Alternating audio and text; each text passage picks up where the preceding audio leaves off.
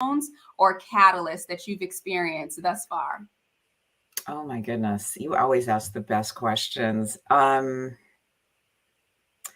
So many things going on, I think, in the landscape that are actually shaping some of the conversations at work.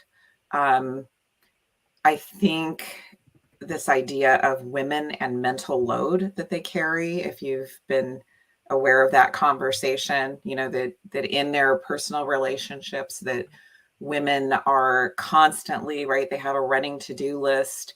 um, are their partners taking the mental load? Are they sharing it? Are they participating? Or is it, hey, tell me what to do, and now I have one more thing to do?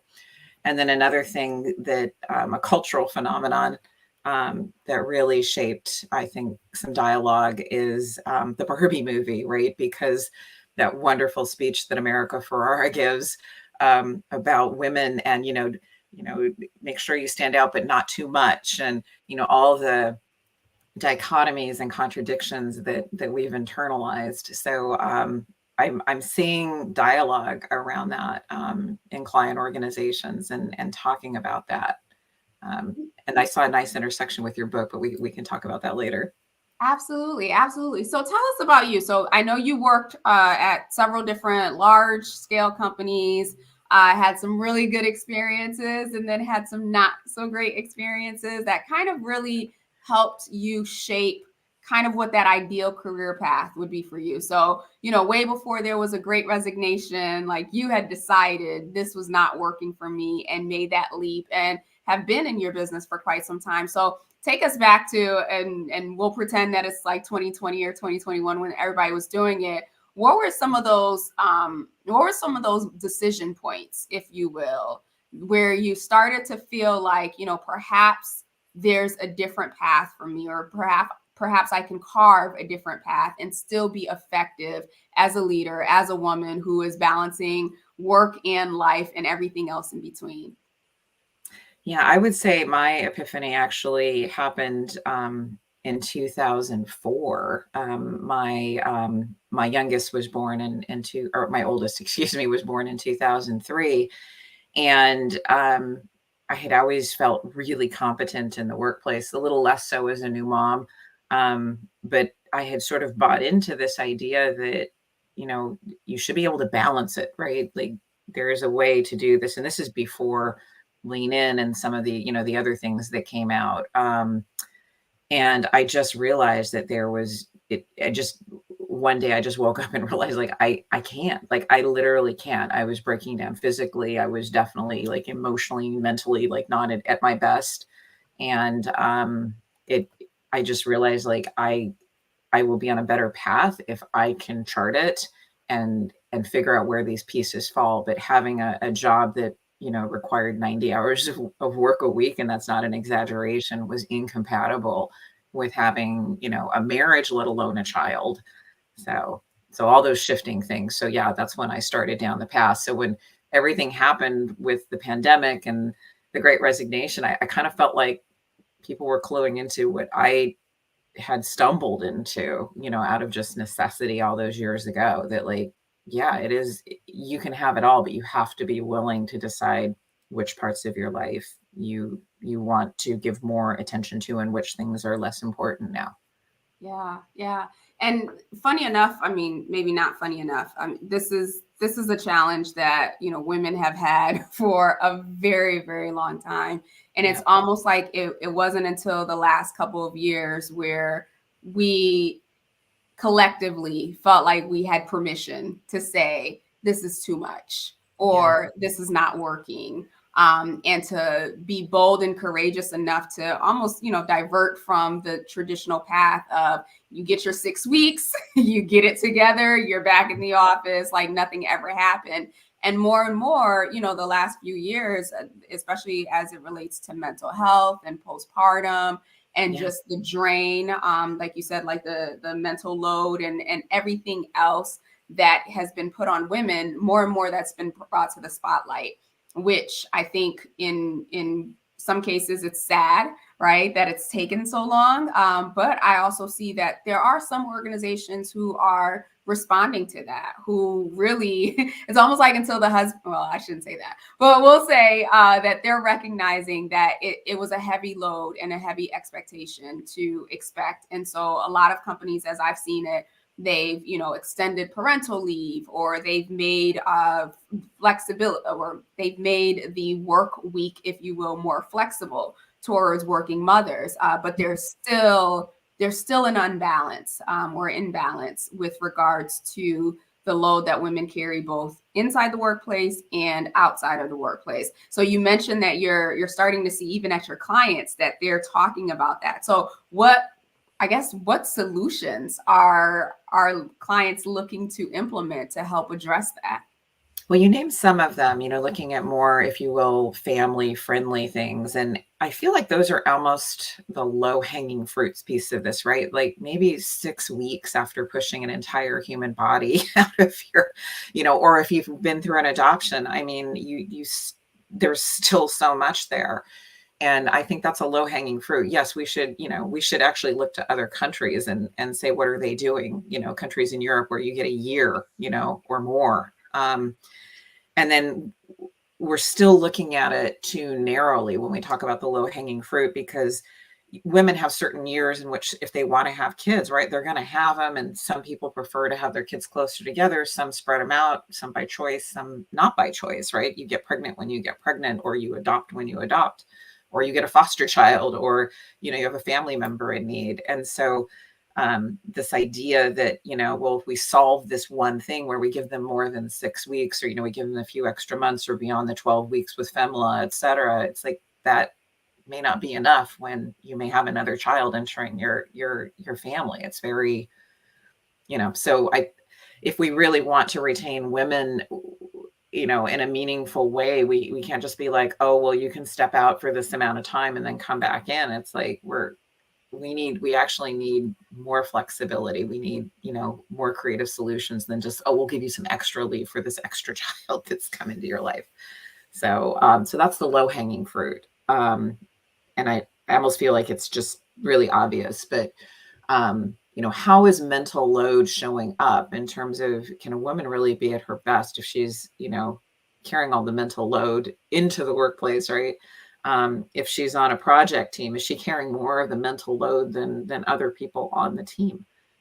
These are the kinds of things that we need to talk about. What messages are we giving women that are dichotomies or incompatible, right? Like in the Barbie movies, such as, am I viewing this person through a lens that is based on societal norms of what a woman should be? And there's actually a contradiction there. It doesn't make sense that women are rated very high for potential, but not, it doesn't show up necessarily in their performance reviews. That's a breakdown.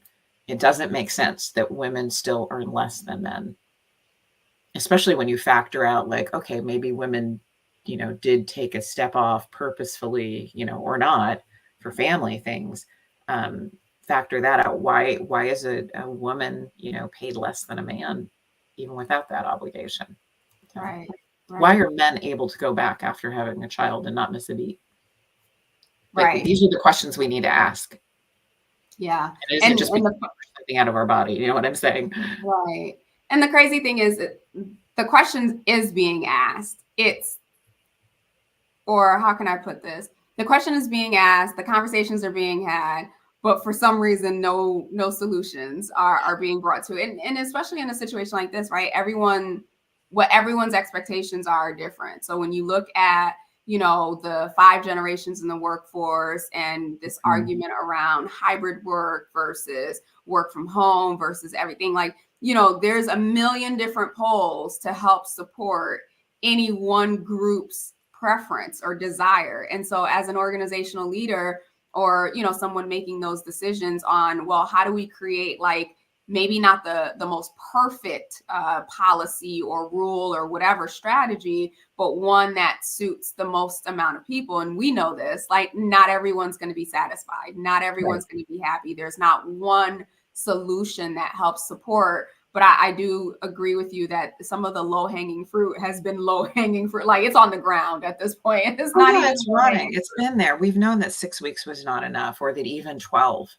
Yeah. My gosh, if you anyone who's had a child, under the age of a year and trying to get their sleep schedule set, you get it, like, and you do get your kid into a rhythm, but then they teeth or they get sick or like it just all goes out the window. Yeah. And guess who's caring for that child most of the time? Right, right. And also Yeah. too, within the last few years, and maybe it's just my age group now, or just the individuals that I have within my network, but I'm seeing more and more around postpartum and Mhm. how that affects a woman, not just emotionally, but like I can imagine, and some of the people that I know, being in that state of, fluctuation, if you will, inside and Mhm. having to show up at work, regardless of whether it's in person or over Zoom or Teams or whatever, and still, function like you're supposed to, or function like nothing's happened, or function like you don't feel out of control.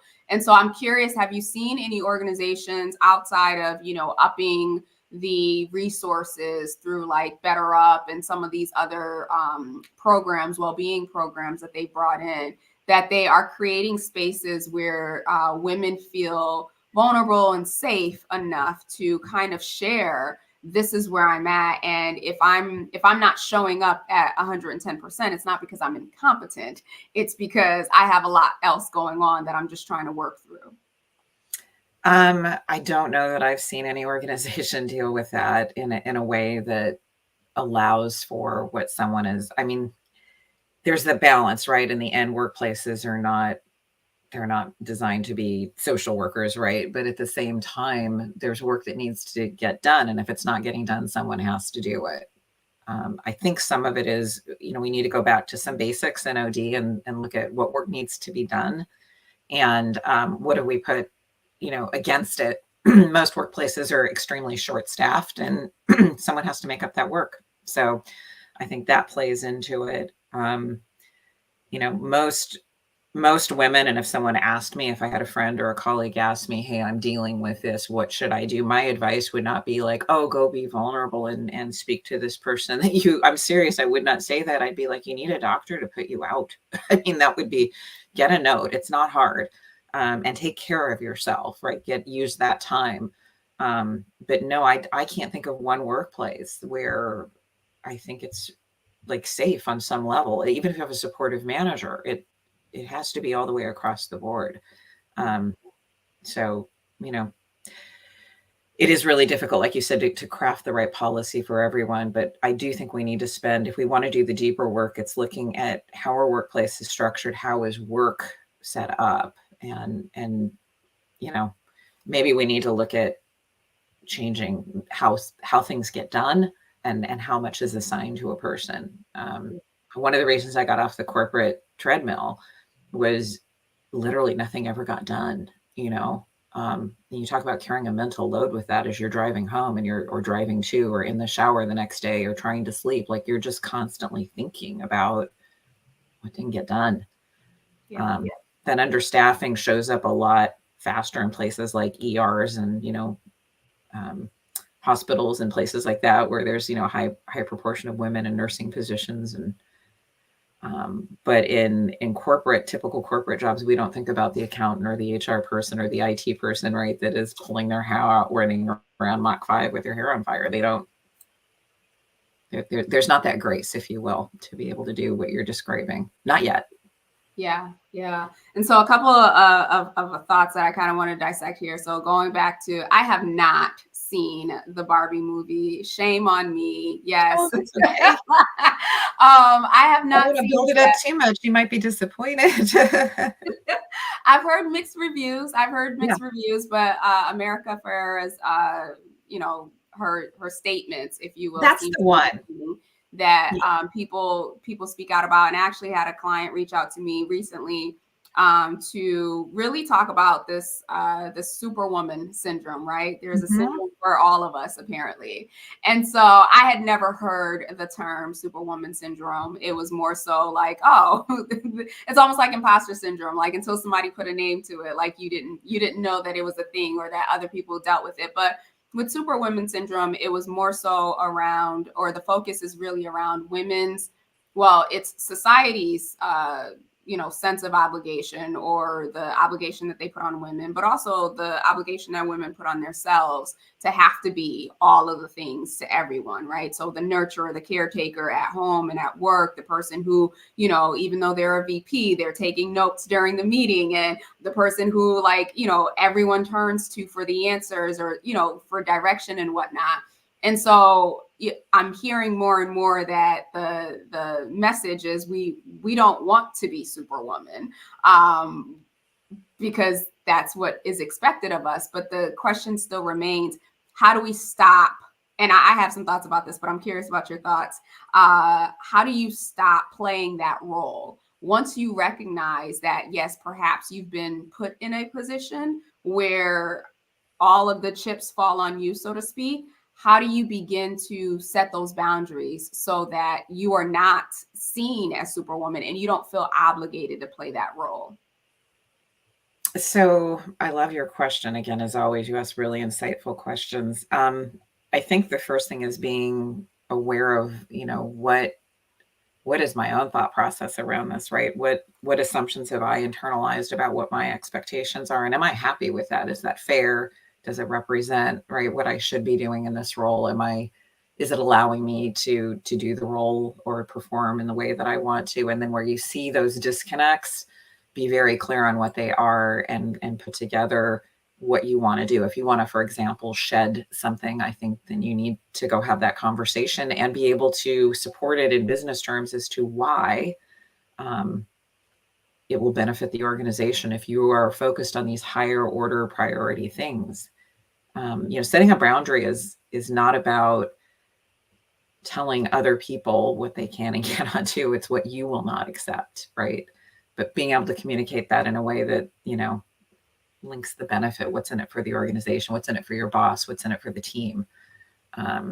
Otherwise, I hate to say it, you're not going to, it's terrible to be in your own head this way, but like, you're not going to come across as someone who's trying to solve a problem. You're going to come across as someone who's complaining about something.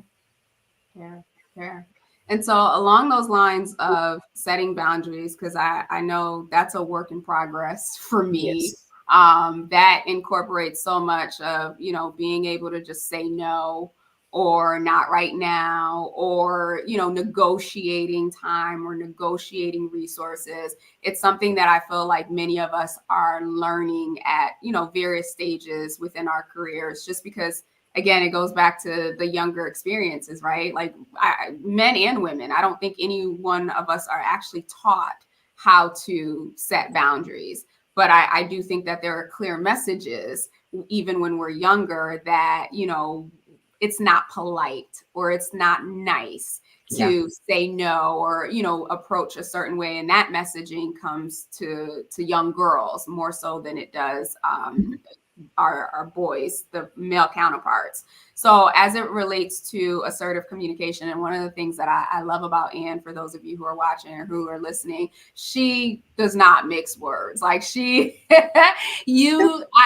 love and appreciate people who, what you see is what you get, and that they are being honest, that they are being truthful, and it's done in a way where it's compassionate, it's empathetic, and it's with love, but it's honest. And so I'm curious, like, what were some of the earlier moments that allowed you to build up this confidence to just show up as you, and show up as, as being honest, but respectful and professional and all those things? Well, thank you for the compliment. First of all, humor is probably one of the best, right, things to throw into the mix, because you can point something out in a way that isn't going to be offensive to someone or put them on the spot. So that can be helpful. Before we started, you and I were just briefly chatting, and you mentioned the man in the meeting, right, who pipes up and makes the recommendation you did less than a minute ago, and everyone's like, wow. So how I have handled that in the past has been like, oh my gosh, did anyone see my lips move when he said my idea, which I just brought up a minute ago? So little things like that. The humor helps. I believe strongly in taking your loyalty oath. That's a technique that really helps, right? So that would go something like, Sabine, I hear you. And I would, summarize what you said. I owe it to you to tell you the upside and the downside of, how this could impact whatever or what you're proposing. Um, because I see a few things. Are you open to that conversation? And very rarely do people say, no, I don't want to hear what you have to say because I care about you and I don't want us or you to go down the wrong path. So the loyalty oath is important. And then sometimes something that really helps more on the personal side, but remember, we're trying to balance all of our mental load, not just the workload. And this, I can't take credit for this. This was given to me by a dear friend. We get sucked into as women volunteering for the kids' party, the bake sale, the this, the that, and this fundraiser, this cause. And I'm not saying that we shouldn't do these things. I'm just saying sometimes we are at capacity or beyond it, and then we're being asked to do one more thing and we can't. Like I've been asked to join not-for-profit boards, and it sounds great, but boy, is that going to be a lot of work. And so not giving an explanation, right? We've been conditioned as women to have a good reason. And so what I say is to this fabulous offer or this, request, I'd love to, but it's just not possible. Mm. How can you argue with that? I'd love to, but it's just not possible. And if they even dare to come back with something after that, you just repeat it. I know it's really important. It really bothers me too that, we don't have enough women running for office, or, you're down 2 seats on this very important thing. I'd love to, but it's just not possible. I love that. I love that. Sometimes you have to repeat it for the people in the back or for the people who pretend like they didn't just hear you say no. Like somehow they can guilt you into that. And so I love the loyalty oath. Thank you for bringing that up. I was hoping you would, because I think that's so important. And that's a masterful skill in communication, right? So you are building trust. You are reaffirming that individual. You are reaffirming that you have their best interest at heart. And then you're also giving them the honest truth. So any fears, any reservations, anything that they would have had, you've already dismantled that. And they're completely open to hearing what you have to say. And so for those of you who are listening or who are watching live, if you have to rewind that to catch that back on how she did that, I encourage you to do so, because that is a powerful skill to master. And then the other one around, saying no or setting boundaries, I think is important. One of the ones that I've been implementing is, I really appreciate you thinking of me. However, I don't have the capacity to support that request. And that's another clear no. Yeah, that's it. I'm going to be completely honest. There have been times where I've sat at this computer like, okay, do I give an explanation? Do I not give an explanation? And then I had to undo. And so it still takes work to get to that place. But just, reminding yourself that one, no is a complete answer. And if no doesn't sit well with you, that you can still say no without having to give an explanation. And then one thing that I wanted to add to that, I had somebody just recently who wanted me to partner on something with them. And, the normal me or the old me would have felt like I had to react right in that moment. But in this particular case, I said, okay, you know what? I need a couple days to think about this. And that for me has been a game changer, because it allows me to process my emotions. It allows my subconscious mind to give me all of the worst case scenarios. It allows me to, take a realistic view, because I think I could do all the things, right? But take a realistic view at what's on my calendar, what are the expectations. And when when I've given myself that space and I can clearly see that I won't be able to perform whatever it is that this person is asking me, or it's completely outside of my wheelhouse, then when I go back and say, you know what, I've given this some thought and this is not the best fit. Sometimes I may say why, and sometimes I may not, but at least when I say no at that point, I feel confident that I'm saying no because I've done the work and I've processed it, and my no is a no, or vice versa. If it's going to be a yes, my yes is a yes because I've done the analysis to really figure out, can I support this request? I like that. We do sometimes feel pressured to give an answer in the moment, and it is okay to say, I'd like to think about it and get back with you. Yeah. And I did want to I'm Okay. sorry. Go No. ahead. Oh, I just wanted to add, with the loyalty oath, it's not gimmicky. It really has to come from a real place, or you've shot yourself and the relationship in the foot. So, it's more than a technique. It's genuinely understanding the context, the individual, what the situation is. You really do have to be committed to someone else's success in order to be able to do that. And I'm not implying that any of your listeners, would, but it's not a gimmicky thing. And especially if you're on the receiving end of it, you might be thinking like, wait, I just heard a podcast where they talked about this. Am I being loyalty oath right now? So again, it has to come from a really, really a real place. It's not a gimmick. Yeah, agreed. And thank you for clarifying that. So as we look ahead, right, and I know that I feel like this last year, there's been so many changes as it relates to organizations. And we were talking about in terms of, excuse me, thank you. Doing things differently. So the conversation, I was just recently at LinkedIn's Talent Connect, and the conversation is all about how AI is either going to help HR professionals be more effective.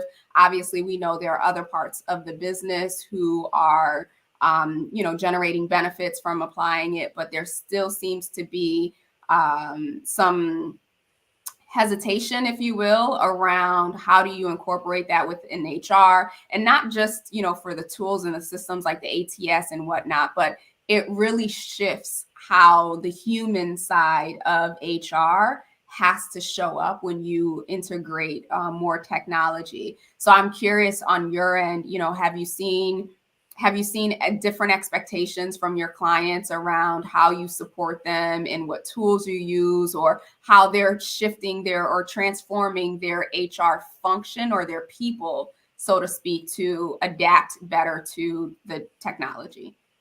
So my sense is that we're all still in the assessment phase of, how will this affect us? I don't think we all even know.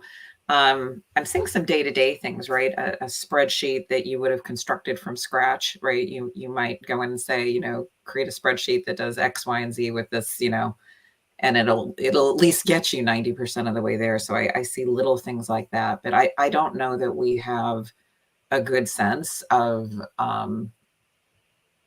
how this will ultimately impact us. I think there's a thought that it'll take away a lot of the routine kinds of tasks. But I agree with you that like that does mean then that means we need to be freed up to be even more excellent on the human factor side. I don't think AI is going to be able to use all of its algorithms and information to come up with for example the right way to break the news to someone that their position's been eliminated, for example, or what it might be able to give you a quick answer on what's the landscape, what are people offering for severance benefits, et cetera. But it's not going to help you plan that and do that in a way that, to the best of your ability, lets you respect individuals and ensure that they have a path forward. The compassion piece of AI, that's not going to be there. But it will be interesting to see how it changes how we work, and does it let us find those great candidates faster? Does it make things easier? I think it's an open question that I have, and I think everyone's asking it, but I don't think that anyone really knows yet because none of the tools are ready for prime time yet. Yeah. You know what I'm most excited to see, and maybe this is just the optimist in me, is that I've worked within several different companies, several different types of HR people. And there are the HR people who are like nurses, or people who work in the NICU, right? Like they love people and they want to be there to serve, support, uplift, encourage people. And then there are other HR people, and I'll just leave it at that, right? Yeah. And so I'm almost encouraged that with the increase of technology in some of the day-to-day processes, that it allows the people who, and not that you have to carry the burden of the organization or carry the burden of the employees, but those who really have a heart to serve people, and those who really are like they want to see people grow. They want to see people develop. That is actually their passion and what drives them to be in the HR function. I'm hoping that this actually helps amplify their effects or allows them to put aside the things that they don't really care for, that they've had to do for a very long time, and allows them to be just themselves. Because I think if we've seen anything in the last few years is we've seen definitely competencies, right, that were at the bottom, and empathy, compassion, resilience, communication, all of those, they've risen to the top. And so I would love to see a space where people who naturally have those, not that you can't learn them, but people who naturally have demonstrated them, where they're elevated and they can share that more. And I think that it's having certain people, not that everybody needs to be like that, but having them in key positions and key places where they're making decisions, and they have a broader view of the human side of work, that we will start to see policy shift. We'll start to see behavior shift. We'll start to see organizational, that structure shift, where not that it won't ever be about money, but that the recognition that it's people first. Yeah. No, putting people first, people believing in people and putting them first among equals. Absolutely. I think that's good. No, I like your take on it. It's a wild and woolly world in terms of AI and what's going to happen. It'll be interesting. My deepest fear, if I want to voice that, would be that we end up dedicating ourselves to serving and feeding the AI because it can replace labor. So remembering that we manage people, not labor. So keeping that perspective. Yeah, and that's a valid concern, and I think that is the wider fear of a lot of HR professionals, that it does replace the focus on people, and it becomes all about technology, which is why we need people focused HR people in the roles and in the positions where they can influence decisions. So as things are being introduced, that there is someone at the table who is reminding the rest of them that, hey, we are in the business of people. We are servicing people at the end of the day. So I hope that concern is never comes to light. I guess that's the way that I would put it forth. And I think the more people are recognizing that is a real possibility, that they're also thinking through, well, what are the alternatives and how do we ensure that doesn't happen? Because I don't know that I want to be in that world. Exactly. Yeah. So you were on, and for those of you who are watching live, thank you so much. I appreciate it. And those of you who are listening, again, Anne was on the show. She was episode 51, I believe. I know it feels so far away. We're coming up on 100. It's crazy. It's just, I can't believe that I talked to you a year ago. That as always, those are the things that blow my mind. Time's a weird concept, right? Time flies. When you're older, it flies. Yes. When you're young, it's like a snail. But all good. It makes us appreciate it much more. And so for those of you who are watching, who are listening, be sure to go back, listen to Anne's Nuggets of Wisdom from episode 51. While a lot has changed, it also seems like, we still have a lot of work to do. So tune into that. And for those of you who are listening, just know that a couple of things, real quick announcements. This episode will air as the podcast on the 8th of November, so next Wednesday. And then also I am opening up the doors to She Leads Network officially this month. And so be on the lookout. Check out the show notes for the details for She Leads Network. And I look forward to meeting and engaging with those of you who will join me. So with that, Anne, I'm going to share your desired legacy, and then I'm going to ask if it's still true, and then we'll go into your recommended book. So I'm going to share your advice to younger self too, because I needed that reminder this morning. So advice to your younger self is, it's okay to be you. It's okay to speak up. You have a voice, and ask for feedback more often. And then the desired legacy is to be someone who told the truth, in a supportive manner in order to learn and grow together. Does that still hold? That's pretty good stuff. Did you even remember you said that? What's really funny is I think if you asked me that question organically now, I'd have some version of the same answer. Just Yeah. the value, like you're going to get into this in a moment in books, but the book I just most recently read was Leadership Reloaded. And your book echoes the whole thing about asking feedback and having a team and your personal board of directors. It's so critical to your growth and navigating these things in your career. So yeah, no, I'd say the wisdom holds. Yeah, just I think it stood the test of time, even though it's only been a year. I think it stood the test of time. Well, that's awesome. I'm happy to hear that. And again, I know we evolve, we change, we have different shifts, but that piece about being someone who told the truth, I think that is so rooted in your identity. And to your point, I honestly believe that your answer would have been somewhere along those lines.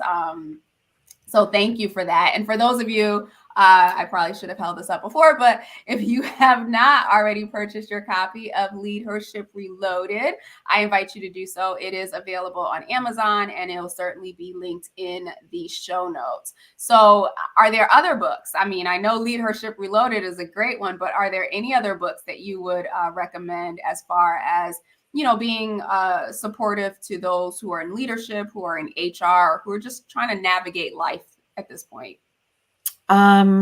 So I have a weird recommendation for you. It's an old book, but it's one that I reread recently. I would have to go grab it to figure out who the author is because it's been a long time. But it's called How to Forgive When You Don't Know How. Mm-hmm. And it's an older book, but it's so valuable. It is probably something that shaped my my life's journey quite a bit, and came at a very good time. And it really does help us understand the role of forgiveness in our lives and what it really means to forgive, and why we do it. It's not it's not forgive and forget. Forgiving is not forgetting, but allowing yourself to release yourself. Again, it's almost like a mental burden, right? Of living some of those things every day, and carrying it forward versus being able to truly let it go, to forgive yourself, to forgive the other person. So it's very good. Did you just Google it? I saw you. I did. I was trying Okay. to look it up on Amazon. Is it Jackie Bishop and Mary Grante or Grant? That name isn't familiar. I almost want to say it was Melanie. I remember it had a white cover with blue letters, but I recently picked it up and reread it. And I was like, yeah, this is as good as it was all those years ago. So if that's the one, then I think it had a couple of authors, but it was very powerful in terms of growth and development and lessening our own internal mental burden that we sometimes beat ourselves up for, that we sometimes carry things forward without meaning to, or that we react right to something that's happening that really has nothing to do with what's happening in the moment. So for your mental health, I strongly recommend How to Forgive When You Don't Know How. I love that. I love that. And I'm putting it in the chat for those of you who are watching live, and it will be in the show notes for those of you who are listening to the podcast.